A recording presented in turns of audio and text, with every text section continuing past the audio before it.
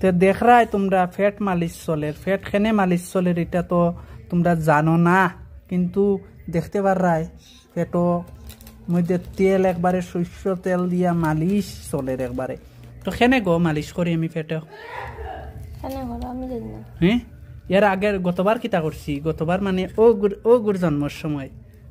সময় কিতা করছি খেনে গো দাগ পড়তো না তাহলে হ্যাঁ দাগ পড়তো না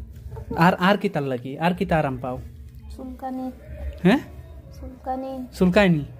ওখান চুলকায় না আরো 2-3 মাস তারপরে তো ওখান থেকে যদি কিতা গো বাবা আচ্ছা আচ্ছা ঠিক আছে আচ্ছা তে ই জেনে চুলকানি আর ওই লড়ে ওই তো দেখায়নি ওই তো ও জায়গা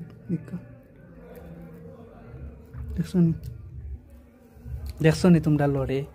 তে আমি একটা জিনিস কই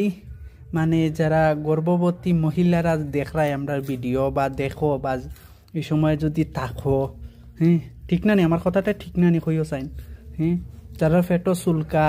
চুলকানির পরে রেস দাগ পরি যায় মানে যেমন স্বাস্থ্য বাংলা জেলা দাগ পরে ওলাখান দাগ পরি যায় তোমরা বেশ পরিমাণে শস্য তেল হইবাই তোমরা জামাইরে দিত তোমরা জামাইয়ে এখন আমি জেলা যত্ন করিলাম করবনি আচ্ছা করলে করুক না করলে করাইবাই তোমরা ওরকম মোটামুটি 10-15 মিনিট থেকে ও পরিমাণে মানে পেটো মাসাজ করবাই ওলাখান মাসাজ দিবাই শস্যর তেল ওই দোকান ইঞ্জিন তেল মানে কতখান 1/2 লিটার ওরকম সারা বছরে বেশি নাই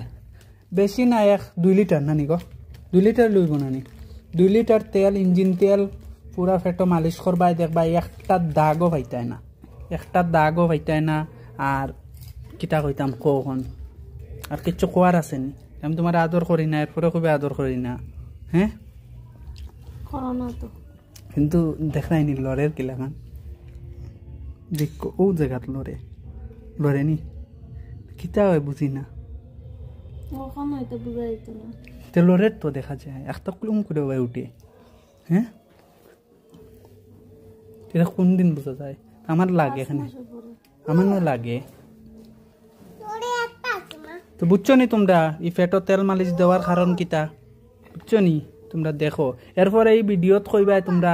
তারা কিতা কইব আলে বালে কমেন্ট করব ইয়া কিতা লাগি তারা মার গর্ভবতী জন্ম লইছে না তো তারা আসমান থেকে টপ কিয়া পড়ছে তেও কিছু বাজে মানুষ আছেন